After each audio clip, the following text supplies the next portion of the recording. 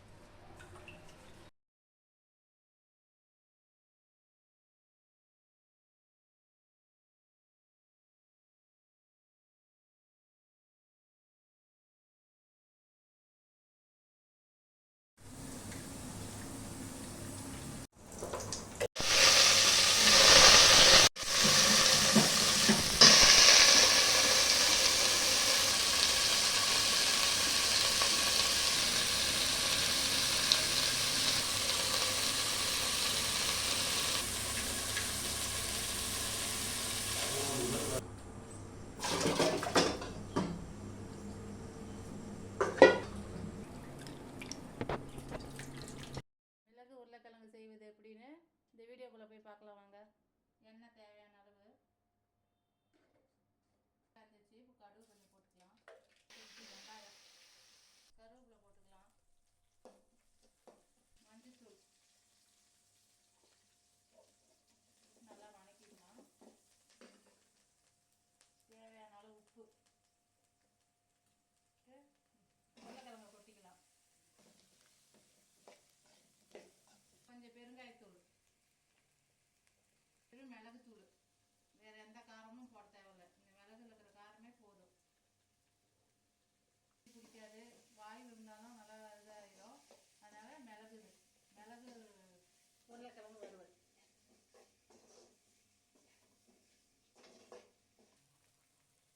கொத்தமல்லி தழை போட்டு இப்போ இறக்கிடலாம்.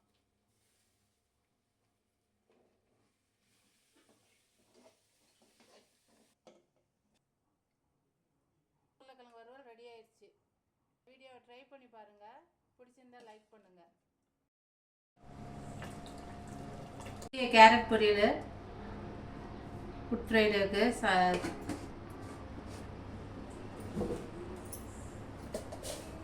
அதிக பொரியலே செய்ய மாட்டோம்.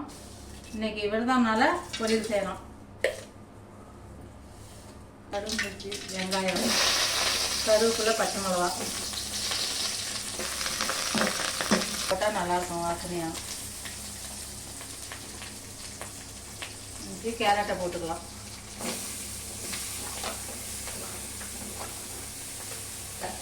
கொஞ்சம் மஞ்சள்தூள் போட்டுக்குங்க. உப்பு தேவையான அளவு. கொஞ்சம் இதுலேயே ஈரத்தக்காது போட்டால் தான் டேஸ்ட்டாக இருக்கும். அதனால தான் நீங்கள் பச்சை மிளகா நாங்கள் யூஸ் பண்ண மாட்டோம். ஆனால் இந்த காய்க்கோசமாக பச்சை மிளகா நீங்கள் போட்டுக்கிறோம். சும்மா தேங்காய் துருவல்.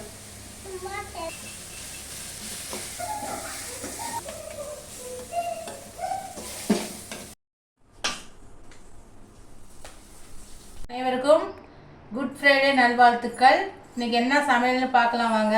சுட சுட சாதம், முருங்கைக்காய் சாம்பார், மிளகு உருளைக்கிழங்கு வறுவல்,